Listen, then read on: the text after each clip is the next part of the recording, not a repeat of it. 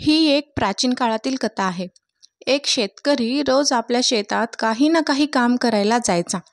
एक दिवस तो शेतकरी बैलांची जोडी घेऊन आपल्या शेतात जातो आणि बैलांच्या सहाय्याने शेत नांगरू लागतो.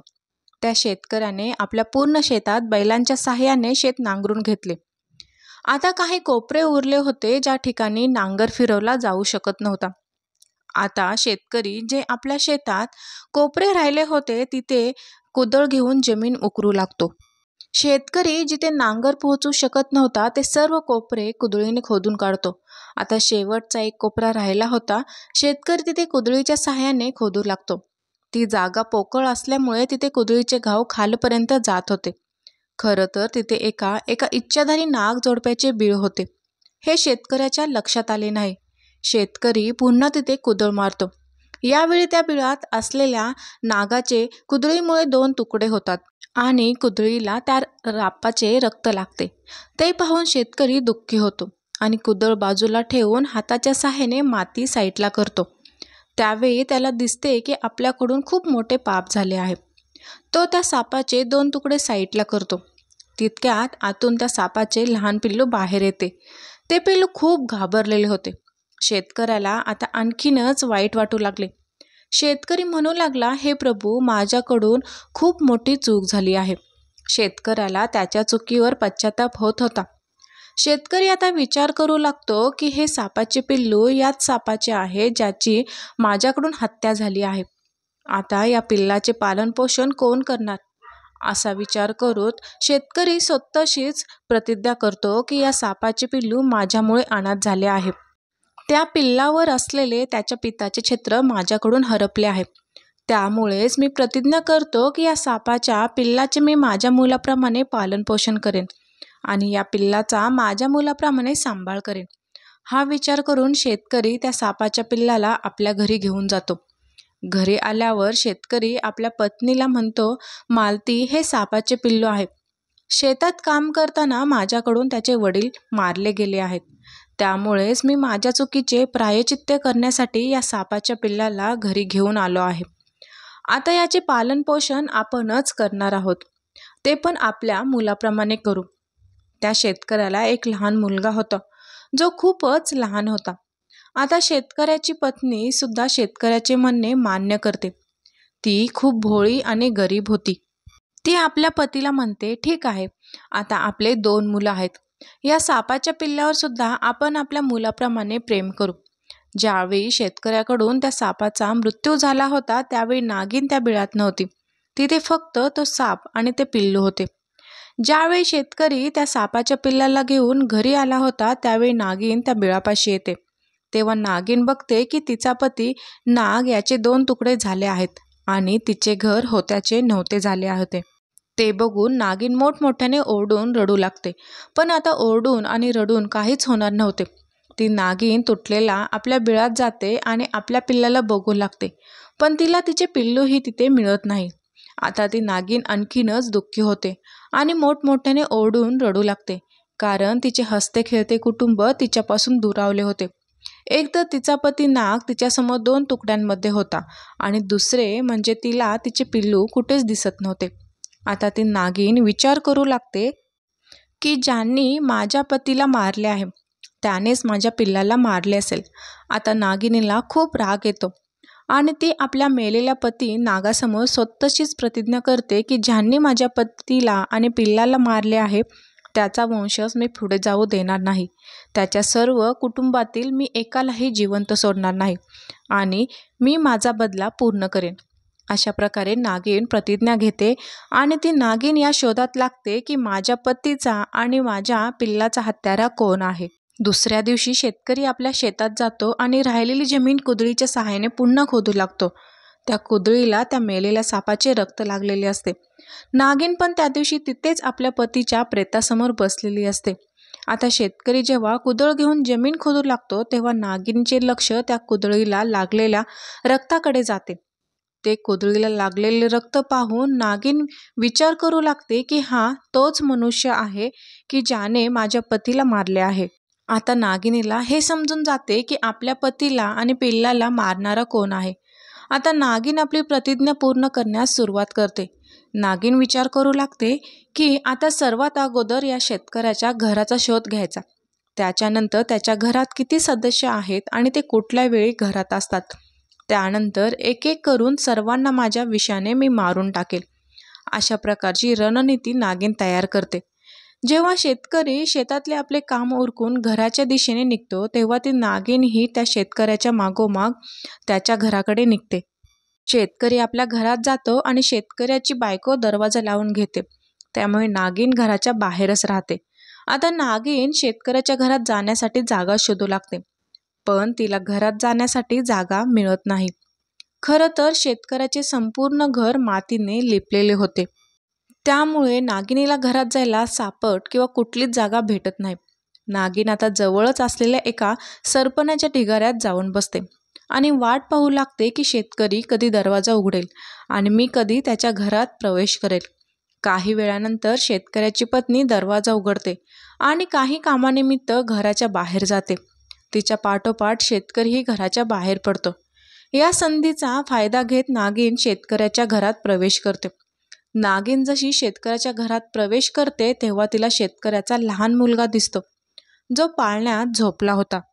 आता नागिन विचार करते की मी सर्वात अगोदर या शेतकऱ्याच्या मुलाला मारेल, म्हणजे शेतकऱ्याला समजेल की आपला मुलगा आपल्यापासून दूर झाल्यावर काय होते. हाच विचार करून ती नागिन शेतकऱ्याच्या मुलाच्या पाळण्याजवळ जाते आणि पाळण्यात चढून शेतकऱ्याच्या मुलाला चावते आणि त्यानंतर ती नागिन शेतकऱ्याच्या घरातून बाहेर पडते. पण त्यावेळी शेतकऱ्याची नजर त्या नागिनीवर पडते. शेतकरी बघतो की साप आपल्या घरातून बाहेर पडत आहे आणि विचार करतो की माझ्याकडून ज्या सापाचा मृत्यू झाला होता कदाचित ही त्याच सापाची नागिन आहे आणि ही माझ्या घरापर्यंत आली आहे.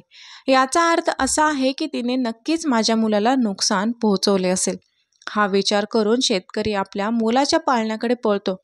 त्याच वेळेस त्या शेतकऱ्याची बायकोही येते आणि त्या नागिनीला घराबाहेर पडताना पाहते. शेतकऱ्याची पत्नी पण विचार करू लागते की या नागिनीने नक्कीच आपल्या मुलाला काहीतरी नुकसान पोहोचवले असेल. या उद्देशाने शेतकऱ्याची बायको सुद्धा आपल्या मुलाच्या पाळण्याच्या दिशेने पळते. पाळण्यापाशी गेल्यावर दोघांनाही समजते की त्याच्या मुलाला नागिन चावली आहे. ते बघून दोघे पती पत्नी मोठ्या मोठ्याने ओरडून रडू लागतात आणि आपल्या मुलाला घेऊन पळू लागतात आणि विचार करतात की राजवैद्याकडून याच्यावर उपचार करू. पण रात्रीची वेळ असल्यामुळे राजवैद्य भेटत नाही. त्या काळात हॉस्पिटल वगैरे काही नव्हते, त्यामुळे त्यावेळी फक्त राजवैद्य असायचे, जे जंगलातील औषधी झाडपाल्यांपासून जुडीबुटी बनवून उपचार करायचे. काही वेळाने शेतकऱ्याच्या मुलाचा अंगात त्या नागिनीची विष पसरते आणि शरीर काळे निळे पडायला सुरुवात होते आणि तोंडातून फेस येऊ लागतो. हळूहळू तडफडून शेतकऱ्याचा मुलाचा मृत्यू होतो. दोघे पती पत्नी खूप ओरडाआरड करतात, रडतात. त्यानंतर शेतकरी आपल्या मुलाचे अंतिम संस्कार करतो आणि आपल्या हृदयावर दगड ठेवून विचार करू लागतो की असे वाटत आहे की नागिनीने तिचा बदला पूर्ण केला आहे. तिने तिच्या पतीच्या बदल्यात माझ्या मुलाचा जीव घेतला आहे, त्यामुळे नागिनीचा बदला आता पूर्ण झाला आहे. मी आता नागिनीच्या मुलाला माझा मुलगा समजणार आणि त्याच्याच आधारे आम्ही दोघे पती पत्नी आमचे जीवन व्यतीत करणार आहोत.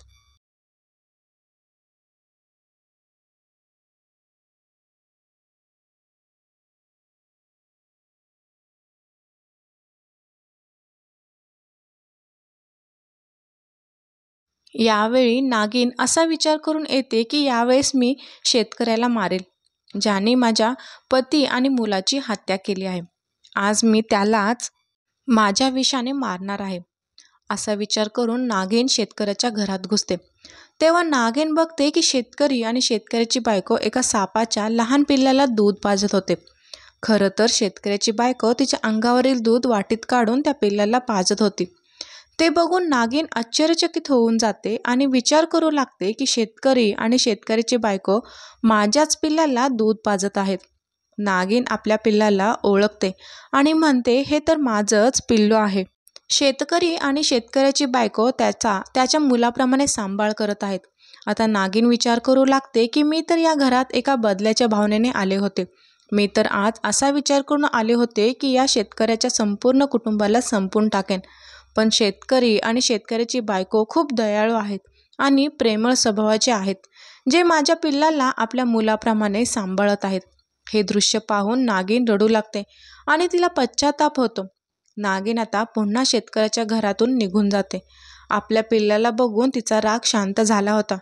नागिन आपल्या पतीच्या प्रेतापाशी जाऊन आपल्या पतीच्या प्रेताशी बोलू लागते की माझ्याकडूनही खूप मोठे पाप झाले आहे. कदाचित असे झाले असेल की शेतकऱ्याकडून तुमचा मृत्यू न कळत झाला असावा, पण मी जाणून बुजून शेतकऱ्याच्या मुलाला मारले आहे. याच गोष्टीची मला खूप वाईट वाटत आहे. शेतकरी आणि शेतकऱ्याची बायको दोघेही खूप धार्मिक आणि दयाळू आहेत, जे आपल्या पिल्लावर जीवापाड प्रेम करत आहेत. आता त्या नागिनीला स्वतःच्या केलेल्या कृत्यावर पश्चाताप होत होता. 2 दिवसांनंतर नागिन पुन्हा त्या शेतकऱ्याच्या घरी जाते. यावेळेस नागिन असा विचार करून जाते की शेतकरी आणि शेतकऱ्याची बायको खरं तर आपल्या मुलावर प्रेम करतात की नाटकच करत आहेत. नागिन शेतकऱ्याच्या घरी जाते तेव्हा वास्तविकतेमध्ये शेतकरी आणि शेतकऱ्याची बायको बोलत होते की आपल्याला तर आता मूल नाही. आपला एक मुलगा होता, तो पण मारला गेला आहे. आता आपला मुलगा फक्त आणि फक्त हा नागिनीचा मुलगा आहे. हाच आपला मुलगा आहे आणि आपण याच्याच आधारे आपले जीवन व्यतीत करू. हे ऐकून नागिन आश्चर्यचकित होते. आता नागिनीला पूर्ण विश्वास होऊन जातो की शेतकरी आणि शेतकऱ्याची बायको आपल्या पिल्लावर खरंच आपल्या मुलाप्रमाणे प्रेम करत आहेत. नागिन आपल्या कृत्याचा पश्चाताप करण्यासाठी महादेवाच्या मंदिरात जाते आणि महादेवाची तपश्चर्या करू लागते. असे म्हटले जाते की नागिन महादेवाचे परमभक्त आहेत. जर ते मनापासून महादेवाकडे काही मागत असेल तर महादेव नागिनीची इच्छापूर्ती करतात. नागिन महादेवाची पूजा आणि सेवा सुरू करते आणि काही वेळातच महादेव प्रकट होतात. तेव्हा नागिन महादेवाला म्हणतात, हे प्रभू, मी शेतकऱ्याच्या मुलाला एका बदलेच्या भावनेने जाणून बुजून मारले आहे. माझ्याकडून खूप मोठी चूक झाली आहे. त्याचा मला आता खूप पश्चाताप होत आहे. त्यामुळेच आता मला असे वाटत आहे की तुमच्या आशीर्वादामुळे त्या शेतकऱ्याच्या घरात पुन्हा पुत्रप्राप्ती व्हावी. त्या नागिनीचे म्हणणे महादेव मान्य करतात आणि तथास्तु म्हणून गायब होतात.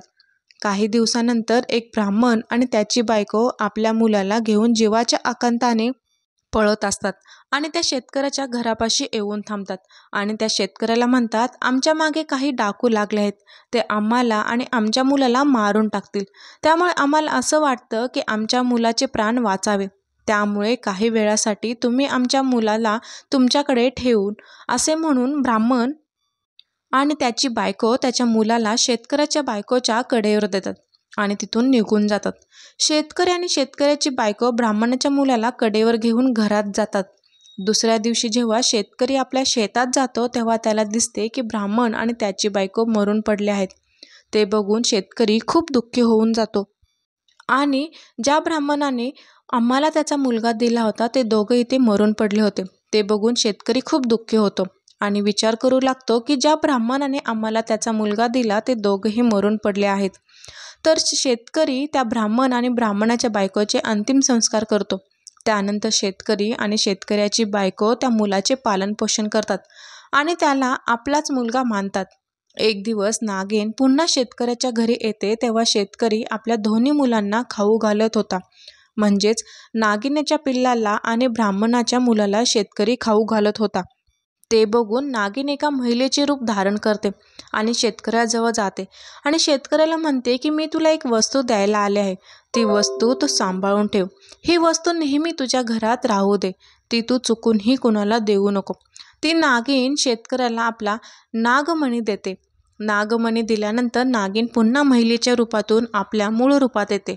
आता शेतकरी समजून जातो की ही तीच नागिन आहे. ती नागिन आपल्या पिल्लाच्या अंगावरून इकडून तिकडून फिरते. म्हणजेच एक प्रकारे ती आपल्या पिल्लाला एक प्रकारे गोंजरत होती.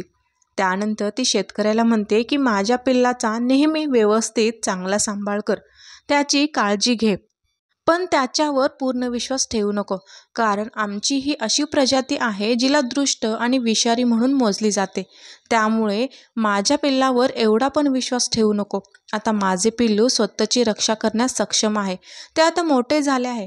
जर माझ्या पिल्लाकडून भविष्यात तुला काही धोका निर्माण झाला किंवा जर माझे पिल्लू चुकून कोणाला चावले तर तुझ्याकडे माझा नागमणी आहे. या नागमणीला त्या जागेवर लावल्याने लगेच विष नाहीसे होईल. ती व्यक्ती पूर्णपणे बरी होऊन जाईल. तेवढे बोलून नागिन शेतकऱ्याच्या घरातून बाहेर पडते आणि आपल्या पतीपाशी येऊन स्वतःचे प्राण त्याग करते. त्यानंतर काही दिवसांनी शेतकरी जेव्हा शेतात जातो तेव्हा त्याला दिसते की त्या नागिनीने आपल्या पतीजवळ आपले प्राण सोडले आहेत. ते पाहून शेतकरी खूप दुःखी होतो आणि त्यांच्यावरही अंतिम संस्कार करतो. आता शेतकरी ब्राह्मणाच्या मुलावर आणि त्या सापाच्या पिल्लावर जीवापाड प्रेम करतो आणि त्याचा आपल्या मुलाप्रमाणे सांभाळ करतो. काही दिवसानंतर सापाचे पिल्लू जे आता मोठे झाले होते ते भगवान महादेवाची भक्ती करतो आणि त्यालाही नागमणी प्राप्त होतो. आता तो नाग मानवाचे रूप धारण करून शेतकऱ्याचा मुलगा म्हणून शेतकऱ्याच्या घरात राहत आहे. त्या शेतकऱ्याच्या घरात अन्नधान्यासोबत कशाचीच कमतरता नाही. अशा प्रकारे त्याचे जीवन व्यतीत होऊ लागले होते. तर मित्रांनो, तुम्हाला जर ही कथा आवडली असेल तर नक्कीच चॅनलला सबस्क्राईब करा आणि व्हिडिओला लाईकही करा.